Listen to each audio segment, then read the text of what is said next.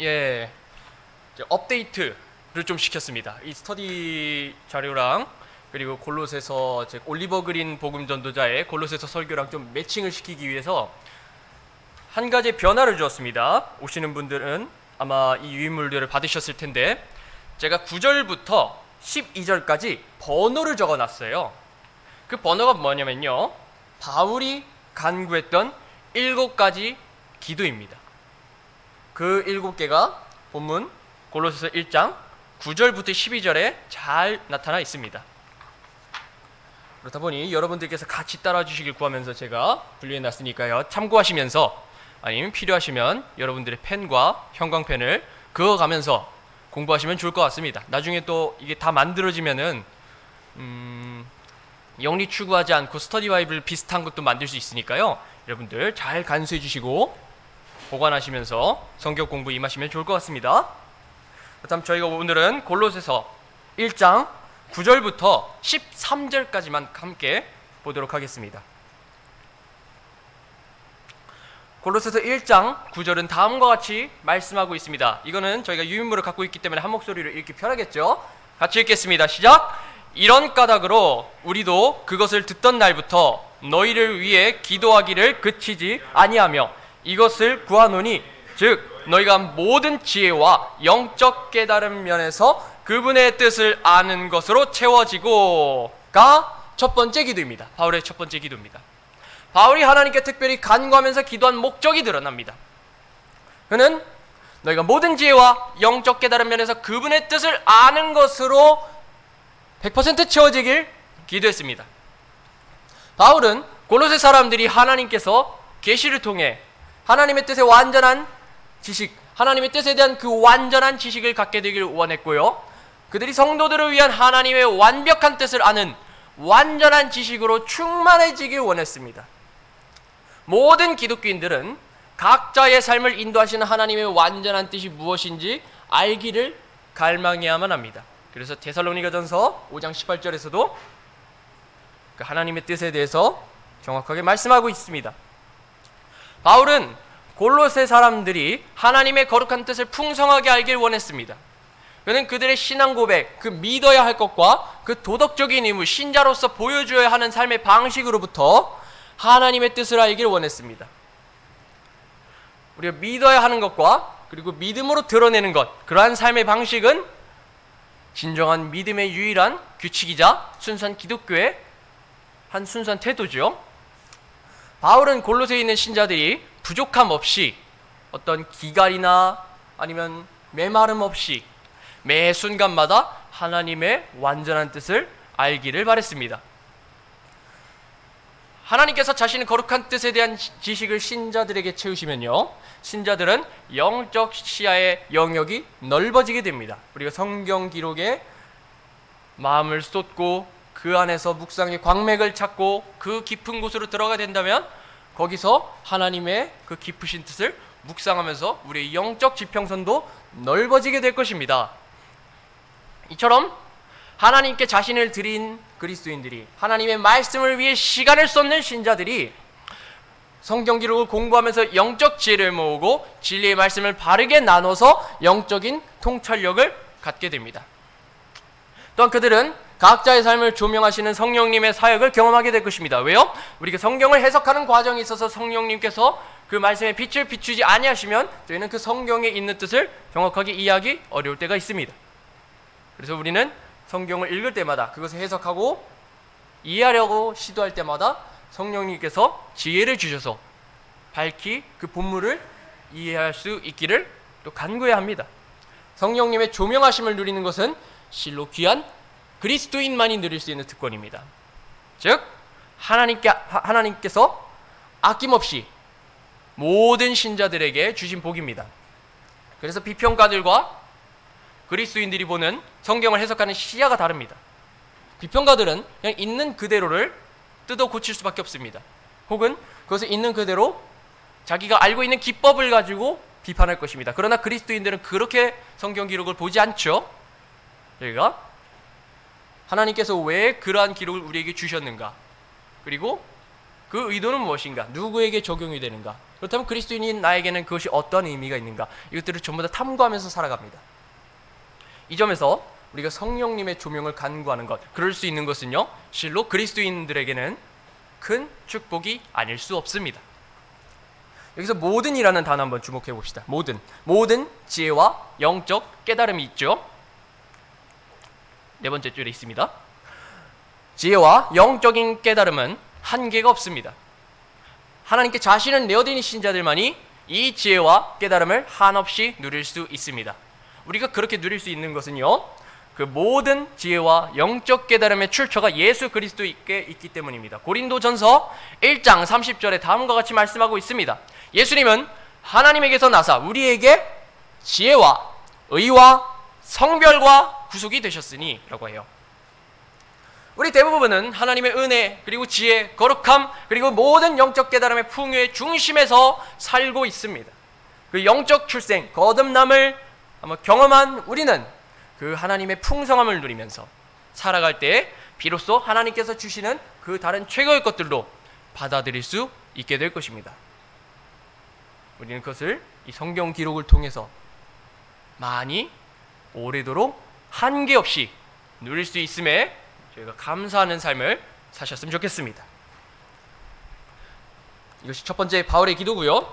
10절에서는 여러 번의 기도가 나와요. 그래서 제가 형광칠로 칠한 그 부분만 하나하나 주목해 주면 좋을 것 같습니다. 일단 10절을 한번 다 같이 읽도록 하겠습니다. 골로새서 1장 10절 시작!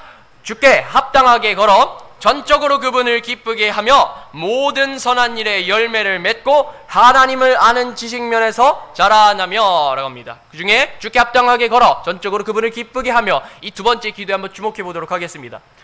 골로새 교회 신자들을 향한 바울의 갈망은요, 어떤 뭔가처럼 내용물이 비어 있거나 아니면 그냥 그 골로새 사람들에게 일절 의미 없는 그런 갈망이 아니었습니다.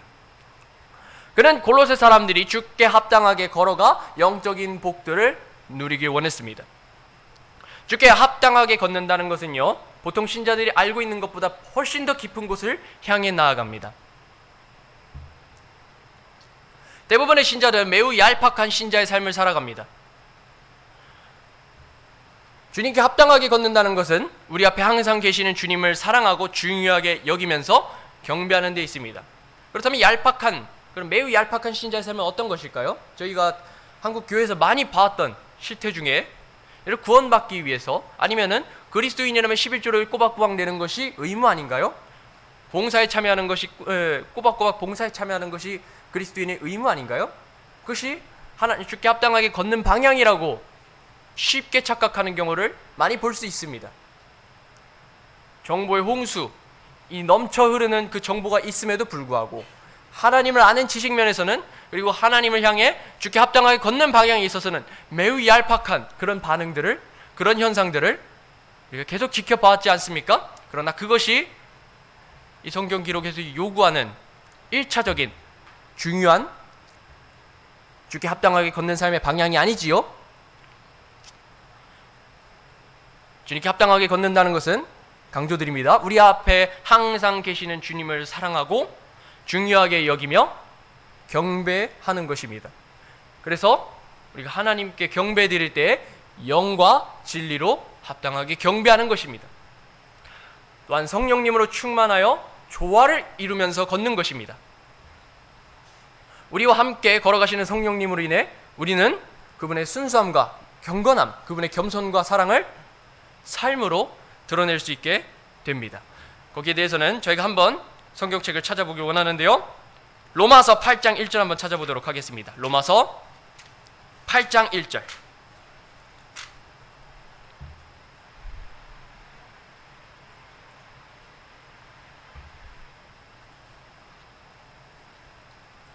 로마서 8장 1절은 이제 킹제임스 성경만 이렇게 긴 문장으로 기록되어 있죠.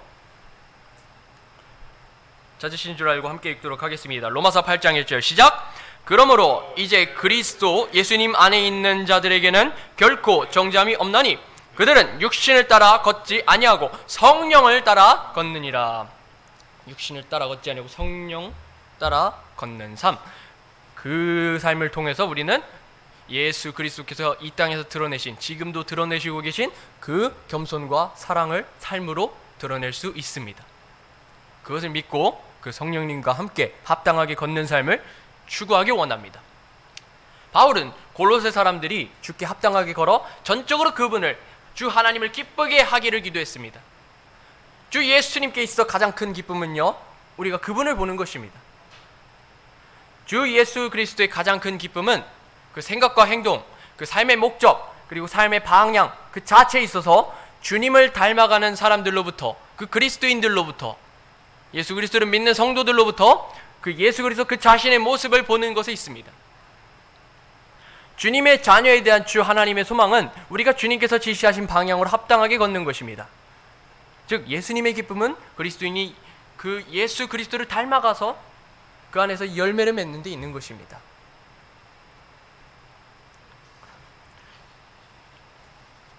그래서 저희가 고린도전서 10장 31절 보면 다음과 같은 말씀이 있습니다. 이건 제가 한번 찾아보도록 하겠습니다.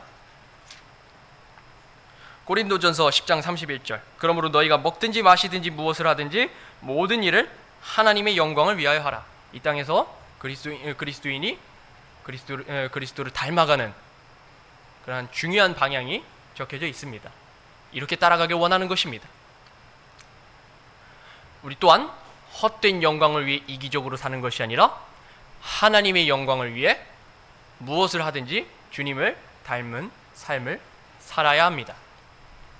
이것이 두 번째 바울의 기도입니다. 그렇다면 세 번째로 강조했던 것은 무엇일까요? 10절의 세 번째 줄에 있습니다. 모든 선한 일에 열매를 맺고라고 기도합니다. 영적 열매는 내적 영적 삶을 이렇게 바깥으로 증명하는 첫 번째 증거입니다. 영적 열매는 선한 행위로 드러납니다. 어떻게 되는지 한번 빌립보서 2장을 보면요, 빌립보서 2장 13절을 보면 다음과 같은 말씀이 있습니다. 빌립보서 2장 13절입니다. 제가 읽도록 하겠습니다. 자신의 선한 기쁨에 따라 너희 안에서 일하사 원하게도 하시고 행하게도 하시는 분은 하나님이시니라. 즉 우리가 어떤 선한 행위를 할 수 있도록 그 원동력을 주고 그런 마음을 주시는 분은 주 하나님이신 것입니다. 그분을 통해서 우리는 선한 행위로서 영적 열매를 맺을 수 있습니다. 바울은 열매 없는 삶이 죽은 것이라고 항상 말해왔습니다. 사도 야고보 또한 이와 같이 믿음도 행위가 없으면 그것만으로는 죽은 것이니라 라고 말씀한 적이 있고요, 이전에 예수님께서 가르치실 때도 그러므로 그들의 열매로 너희가 그들을 알리라, 마태복음 7장 20절에서 그렇게 말씀하셨습니다. 그 열매로 안다고 했습니다. 배나무는 배가 열려야 그게 배나무인지 알고, 사과나무는 사과를 맺어야만 합니다. 그렇죠. 이와 같이 우리가 성령 안에서 합당하게 걷는 사람들이라면 그 성령의 열매를 맺는 것이 당연하겠습니다. 그것이 당연한 것이지요. 그렇다면 마치 수익이 없는 그런 줄기와 잎이 없는 가지를 가진 나무는 진정으로 죽은 나무와도 같습니다. 우리가 죽은 나뭇가지와 같은 삶을 살아서는 안 되겠지요. 그런 영적인 빈곤을 겪어서는 안 될 것입니다. 바울은 골로새 성도들이 그런 삐쩍 마른 나뭇가지와 같은 삶을 사는 것이 아니라 이 삶에 있어서 물 있는 강가에 심은 나무와 같길 원했습니다. 시편 1편에 그렇게 나와 있습니다. 우리가 시편 1편 3절의 기록대로 주의 율법을 기뻐하며 그분의 율법을 밤낮으로 묵상하는 사람은 어떻게 얘기하고 있습니까?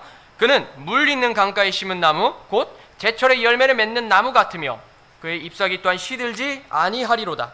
그가 하는 것은 무엇이든지 형통하리로다 라고 말씀하고 있습니다. 이런 나무와 같기를 원했습니다. 골로새 성도들이 그런 나무가 되기를 원했습니다.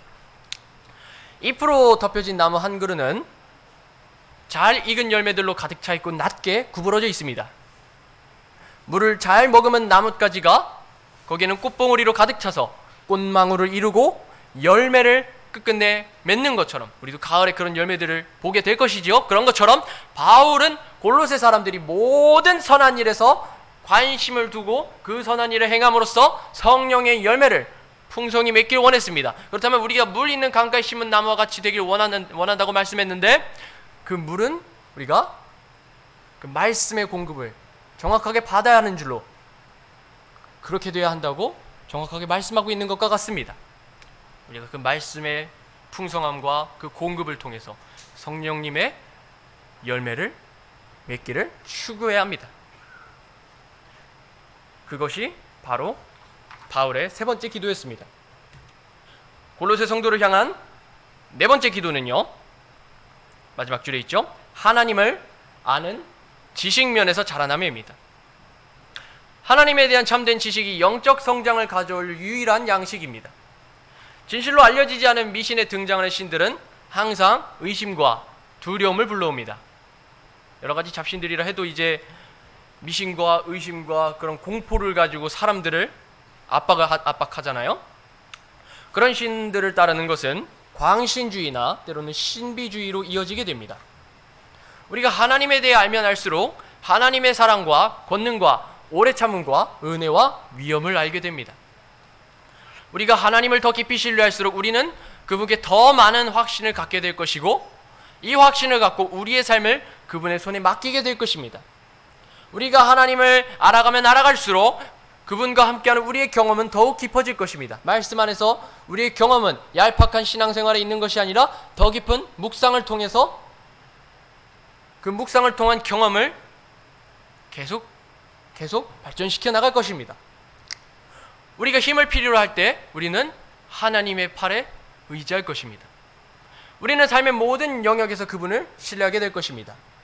우리가 말씀을 의지하고 그 말씀에 묵상이 젖어 있을 때 말입니다. 우리가 하나님을 더 많이 할수록 우리는 그분을 더 사랑하고 신뢰하며 영적인 지식으로 성장하여 우리 영적인 삶을 더 즐겁게 누리게 될 것입니다. 여러분들께서 그리스도께 합당하게 걷는 삶을 살아가고자 하신다면 이 10절에 나타난 이 지식과 열매 맺음을 말씀을 통해서 반드시 경험해야 할 것입니다. 여러분들은 그러한 경험을 하게 되실 그러한 그리스도인이 될 줄로 믿습니다.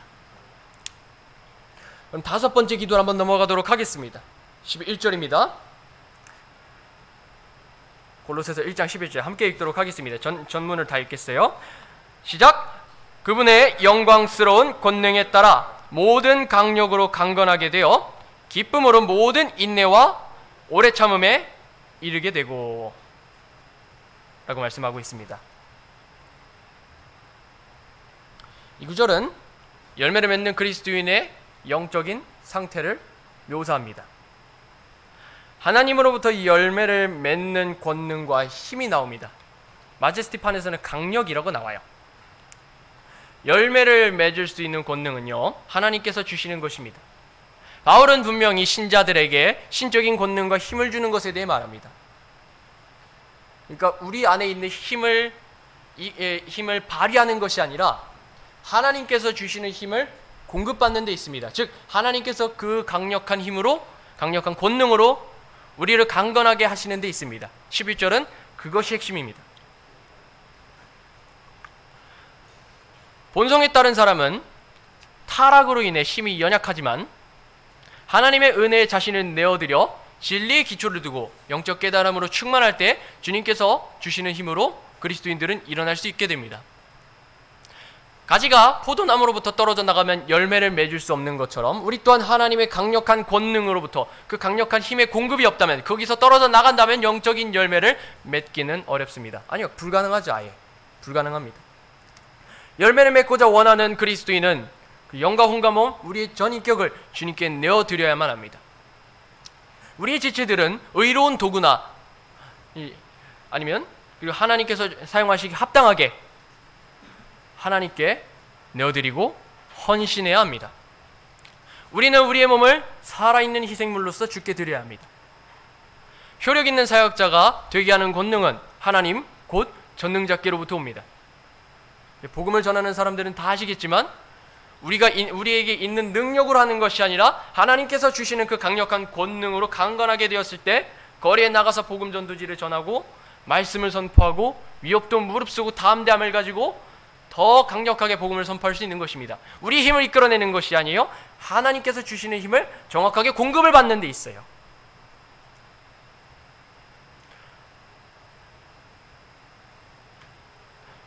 우리의 하나님께서는 창조의 권능을 가지신 하나님이십니다. 그래서 하늘들이 하나님의 영광을 밝히 드러내고 궁창이 그분의 손으로 행하신 일들을 나타낸다고 시편 19편 1절에서 말씀하고 있습니다. 우리는 그런 하나님께서 창조의 권능을 갖고 계신 하나님이심을 믿을진데, 우리 자신을 내어드릴 때 하나님께서 우리를 강건하게 하실 것을 확신할 수 있습니다. 아무 사람이나 랜덤으로 강건하게 하는 것이 아니라 그리스도인들을 향해서 이러한 강력한 권능을 주실 것이라 확신할 수 있습니다. 하나님께서 여러분들을 구속하실 때를 생각해 보십시오. 그의 독생자께서 시편 22편에 나의 하나님이여 나의 하나님이여 어찌하여 나를 버리셨나이까 그렇게 울부짖으셨습니다. 이 우주를 멸망으로 인도하실 수 있는 하나님은 말 한마디로 모든 적들을 섬멸할 수 있었습니다. 십자가에서 자신의 독생자께서 울부짖고 있는 상황 가운데서도 하나님께서는 권능으로 그 악한 사람들을 다 심판하실 수 있었습니다. 그러나 지옥에 떨어질 운명에 처한 죄인들을 구원하기 위해 십자가 죽음을 독생자 예수님께 허락하셨습니다. 확실히 그런 힘은 다시 태어나는 신자들에게 주어지는 영적 권능이 하나님의 영광의 강력함에 잣대를 본받아 만들어지는 사실에 놀라움을 금치 못합니다. 그렇게 우리가 지상에서 알고 있는 힘과 비교해 볼 때 우리는 어떤 강력한 힘으로 무장하고 있는가? 그렇다. 그것은 우리는 하나님께서 주시는 그 강력한 힘으로 무장하고 있는 그리스도인이다 라고 담대히 말할 수밖에 없습니다. 그 권능을 가지신 주님께서 이루신 일들을 묵상하면서 우리에게 강건케 하시기를 계속 기도해야 할 것입니다. 하나님의 강력으로 강건하게 된 신자는요, 악에 저항하는 영적인 힘을 깨닫고 유혹에 등을 돌리고 모든 두려움과 의심을 다 떨쳐버리고 그 장애를 극복하고 모든 어려움을 이겨낼 것입니다. 또 모든 기회를 선한 방법으로 활용할 수 있는 힘을 찾아낼 것이고 끝내는 죽음과 지옥을 이겨낼 것입니다. 이렇게 될 것이라는 확고한 확신을 갖고 바울은 골로새서 2장 10절에서 이렇게 선언합니다. 골로새서 2장 10절에는 이렇게 말씀하고 있습니다. 또 너희는 모든 권력과 권능의 머리신 그분 안에서 완벽하며, 그렇기에 우리가 약한 세상을 살아가고 있지만 그것을 이겨낼 수 있다고 또한 말씀 가운데서 확신할 수 있습니다. 골로새 성도들이 이와 같이 되기를 바울은 5번째 기도에서 이렇게 기도한 것입니다. 그리고 같은 11절 3번째 줄에 6번째 기도가 나옵니다. 기쁨으로 모든 인내와 오래 참음에 이르게 되고, 우리는 신자들의 현재 상태가 완전하지 않다는 것을 자각하고 직시해야 합니다. 우리 삶을 보면 그렇잖아요. 우리는 궁극적인 목표에 아직 도달하지 않았습니다. 우린 여전히 육신의 장막을 입은 채 지금도 살고 있습니다. 그러므로 우리는 때때로 조급함과 휴거가 언제 일어날지에 대한 조급함과 그런 불신에 아예 예수님께서 오실 리가 없어 안 오시겠지 않은 그런 회의감에 또 휘말릴 수도 있습니다. 우리를 위한 천국의 그 안식이 놓여 있지만 우리는 아직 그곳에 도달하지 못했습니다. 그래서 기독교인들은 나약해서 쉽게 지치고 낙담하곤 합니다. 이러한 이유로 바울은 골로새 사람들과 모든 신자들을 위해 그들이 인내와 오래 참음을 가지고서 행복을 누리도록 하나님의 능력을 소유하기를 기도했습니다. 이제 골로새 교회는요, 거짓 교리와 같은 오류를 가르치는 사람들로 인해 골머리를 싸매고 있었습니다. 거짓 교리를 선포하는 사람들은 믿음 안에서 아직 아기인 사람들로부터 영적으로 깨어있는 자들을 포함한 모든 골로새 성도들을 당혹해 하고 혼란스럽게 만들었을 것입니다. 그러므로 바울은 그들이 전능하신 하나님의 영광스러운 능력으로 인해 모든 강력으로 강건하게 되어 모든 인내와 오래 참음에 이르기를 간절히 기도하였습니다. 11절에서 말하는 기쁨은요, 오래 참음과 인내를 동반합니다. 오래 참음과 인내를 통해서 얻게 되는 그런 기쁨입니다. 인내와 오래 참음을 요구하는 고난과 시험이 우리를 낙담하게 하고 지치게 만들고 더 괴롭게 만들 수 있습니다. 그러나 그것에 우리를 내어두는 것이 아니라 도리어 오래 참고 인내하는 과정에서 매우 기뻐해야 합니다. 순수한 은혜와 참된 기독교에 대한 사랑과 그 연단을 받고 시험 받을 기회가 있을 때 우리는 하나님께 기뻐해야만 합니다. 우리가 연단을 받고 시험을 받는 그 순간마다 하나님께서 우리에게 권능을 주십니다. 그것은 우리를 사랑하신 하나님을 통해 우리가 정복자를 뛰어넘는 하나님의 사람이 될 수 있도록 우리를 세우는 힘입니다. 그리스도인의 간증과 경험은 가슴 아프고 힘든 시련의 시간에도 불구하고 우리가 극도로 기뻐할 이유가 있다는 사실을 얼마든지 보여주고 있습니다. 우리가 갖고 있는 소망이 그저 없어질 소망이 아니라 영원 중에 있는 그 천국에 있는 소망이기 때문에 그렇잖아요. 그렇기 때문에 이 땅에서 얻는 그런 고난과 시련이 있다 할지라도 우리는 여전히 기뻐할 한 가지 소망이 있습니다. 한 가지 이유가 있습니다. 그것으로 인해 기뻐하라고 말씀하고 있는 것입니다. 바로는 7번째 기도에서 12절 전체 다음과 같이 말씀하고 있습니다. 우리를 빛 가운데서 성도들의 상속 유업에 참여하는 자가 되기 합당하게 하신 아버지께 감사드리게 되기를 구하노라. 진실로 다시 태어난 신자는 모든 일에 감사하며 합당하게 행하고 열매를 맺으며 그분의 은혜를 입고 능력으로 힘을 받으면서 살아갑니다. 그리스도 예수님 안에 있는 하나님의 뜻이기 때문에 그렇습니다. 바울은 골로새 사람들이 교회 안으로 침투했던 거짓 교리들로 인해 불붙은 영적 싸움에서도 그리스도께 올바르게 나아갈 수 있도록 기도하고 있습니다. 바울은 이러한 어려움을 직시하면서 그들이 굳건하게 인내하고 오래 참기를 그렇게 해서 기뻐하기를 기도했습니다. 우리를 유능하게 하시는 분은 그리스도시라는 것을 우리는 항상 명심해야 합니다. 골로새서는 우리가 그리스도 안에서 모든 것을 소유했으며 그분을 떠나면 우리가 아무것도 할 수 없는 존재임을 가르쳐주고 있습니다. 우리를 빛 가운데서 성도들의 상속 유업에 참여하는 그런 사람으로 만드신 분은 하나님 아버지십니다. 우리는 주 예수 그리스도를 신뢰함으로 이 상속 유업을 갖게 되었습니다. 따라서 그분 안에서 우리는 하나님의 아들들이 되었고요, 그리스도와 함께하는 공동 상속자가 되었습니다. 하나님께서는 이스라엘을 향한 경륜을 다루실 때나 이 신약 시대를 살아가는 우리를 다스리실 때에도 일관적으로 상속과 관해서 말씀해주고 있습니다. 구약 성경에서는요, 이 상속 유산목 혹은 상속 재산이라는 표현을 사용하는데, 신약으로 넘어가면 바울은 상속 유업이라는 표현을 씁니다. 같은 inheritance라는 영어 단어지만요, 상속 재산과 상속 유업으로 우리가 상속받을 것에 대한 질이 다르다는 것을 이 번역을 통해서 구분해 놓고 있습니다. 왜냐하면 이스라엘은 직접 볼 수 있는 부동산이라 하든 아니면 유동적으로 움직일 수 있는 재산이라 하든 가시적으로 이 땅에서 보이는 그 재산을 갖고 그것을 누릴 수 있지만, 우리는 예수 그리스도를 믿는 우리는 지금 이 현실에서는 보이지 않다 하더라도 장차 우리가 미래에 얻게 될 그 소망, 그 유업에 대해서 말씀하고 있기 때문에 상속 유업이라고 이렇게 번역되어 있는 것입니다. 참고하시면 좋아요. 12절은 이 상속 유업을 얘기할 때 빛 가운데서 성도들의 상속 유업이라고 말합니다. 빛 가운데 있는 성도들의 상속 유업이라고 말해요. 그러나 이 빛은 우리가 평상시 누리는 빛이 아닙니다. 하나님께서는 곧 빛이시고 그분께서 빛 가운데 계신 것 같이 우리 또한 빛 가운데 걸어야 함을 보여줍니다. 빛 가운데 있는 성도들의 상속 유업은 우리가 현재 보고 느끼는 그런 상속 유업이 아니라 미래에 빛이신 하나님께서 주실 상속 유업입니다. 우리의 구원을 보장하시는 성령님께서 상속 유업의 보증이 되셔서 우리의 구원과 함께 이 상속을 소유할 것이란 확신을 주십니다. 거기에 대해서는 에베소서 1장 14절에서 다음과 같이 말씀하고 있습니다. 이건 제가 읽도록 하겠습니다. 에베소서 1장 14절에서는 이 영께서는 값주고 사신 그 소유물이 구속받을 때까지 우리 상속 유업의 보증이 되사 하나님의 영광을 찬양하게 하시느니라 라고 하여 그 성령님께서 우리 상속 유업의 보증이 되어주신다는 것을 말씀해주고 있습니다. 그리고 같은 장에서 바울은 에베소 사람들이 그분의 성도들 가운데 주어질 하나님의 상속의 영광의 풍성함을 이해할 수 있기를 기도했습니다.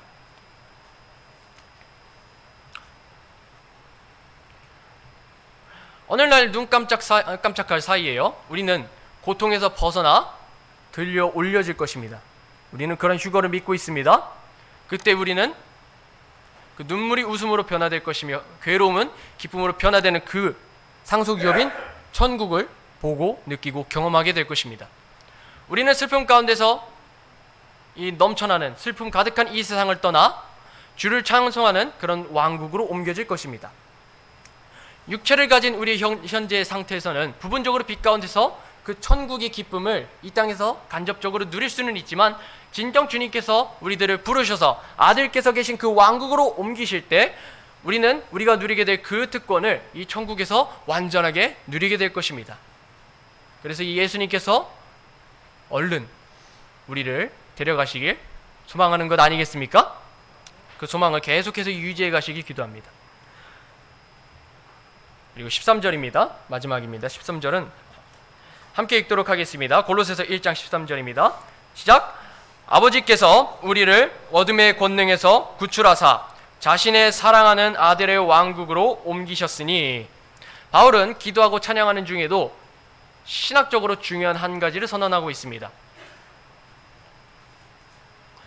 하나님의 구속으로 보여주신 사랑, 그분의 알 수 없는 능력이 우리를 어둠의 왕국이자 이 세상의 어둠, 곧 본성의 어둠 속에서 그의 사랑하는 아들의 왕국으로 인도하여 빛의 왕국에서 살 수 있도록 약속하셨습니다.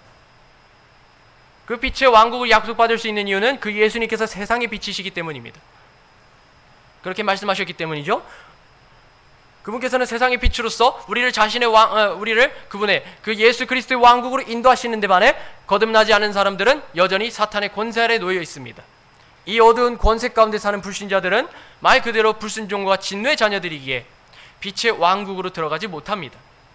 영적으로 심히 어두운 왕국에 살고 있는 사탄은 불신자들이 이 빛의 왕국으로 들어가지 못하도록 여전히 사악한 일들을 이루는 중에 있습니다. 신자들은 하나님의 독생자 예수 그리스도의 왕국으로 갑니다. 그 아들을 향한 바울의 묘사가 무엇입니까? 자신의 사랑하는 아들이었습니다. 바울이 말하고자 하는 것은 골로새 사람들이 어둠의 영역으로부터 옮겨진 동시에 하나님께서 사랑하는 아들의 왕국으로 옮겨졌다는 놀라운 사실입니다. 그들은 더 이상 어둠의 왕국 시민이 아닌 다른 왕국, 곧 천국 시민이 되었습니다. 우리는 현재 천국의 시민으로 살아가다가 미래는 시민으로서 그 우리 시민권에 속한 그 천국에서 즐거움을 얻으며 살게 될 것입니다. 믿지 않는 사람이 예수님을 신뢰하는 순간 그는 빛의 왕국인 천국의 시민이 됩니다. 신자들은 이런 여러 가지 집들을 찾기 위해 떠돌아다니는 이민자들이 아닙니다. 자신들의 집이라고 부를 곳이 없어서 어디든 떠돌아다니는 그런 망명자가 아닙니다. 신자들은 하나님께서 사랑하시는 아들의 왕국에 정착하게 될 하나님의 아들들입니다. 우리는 하나님의 아들들로서 영원한 생명을 소유했으며 천국의 시민권을 가졌습니다. 이러므로 우리는 언젠가 그 영광스러운 몸으로 변화되어 그 밝고 찬란한 도시에서 우리가 믿음으로 받게 될 소유를 얻는 그때를 기뻐하면서 기대하면서 살아갈 수 있게 될 것입니다. 여기서 우리가 하나 주목할 것은 요한복음 1장 12절에 보시면요, 그리고 요한복음 1장 12절에 그분을 받아들인 자들 곧 그분의 이름을 믿는 자들에게는 다 하나님의 아들들이 되는 권능을 그분께서 주셨으니라고 말씀하고 있습니다. 이제 좀 극단적인 페미니스트들라든가 아니면 좀 양성평등에 좀 관심을 기울이고 있는 사람들의 관점에서는 이 아들들이라는 관점이 좀 거슬려 보일 수 있습니다. 그런데 배경을 살펴보면 아들이 됐다는 것은요, 그 시대 당시에 상속자의 위치에 서게 되었다는 것을 의미합니다. 우리가 상속을 받을 수 있는 지위에 있다는 것을 의미합니다. 아들이 상속을 받을 수 있었어요. 아버지의 재산과 유산과 부동산이든 그것이 아니면 돈이 됐던 무엇이든 아들이 그것을 상속받을 수 있었습니다. 고려 시대가 아닙니다. 딸내미들이 상속받을 수 있는 그런 시대가 아니었습니다. 그런데 그리스도인들을 향해서 남녀노소 그 상관없이 어린아이고 상관없이 성별과 지위에 관계없이 하나님의 아들들이 됐다는 것은 우리가 하나님 아버지를 모시고 그분으로부터 얻을 수 있는 그 상속유업을 누릴 수 있는 그런 특권을 가지게 되었다는 것을 의미하고 있습니다. 우리는 우리의 신분이 그리스도와 함께하는 공동 상속자이고 또 하나님으로부터 천국 시민권을 받을 수 있는 그러한 상속자가 되었다는 것을 기뻐하면서 이 땅에서 천국 시민이자 또 그리스도의 대사로서 이 시민권이 우리에겐 정말 복된 소식이라는 것을, 이 시민권을 누릴 수 있는 것이, 이 복음을 누릴 수 있다는 것이 정말 기쁜 소식이라는 것을 그래서 거듭하면서 전하며 나아갈 수 있기를 소망합니다. 좀 길었습니다. 그래서 저희가 14절은 나중에 한번 다루도록 하겠습니다. 오늘 들으신 말씀 기억하면서 오전 예배 준비하도록 하겠습니다.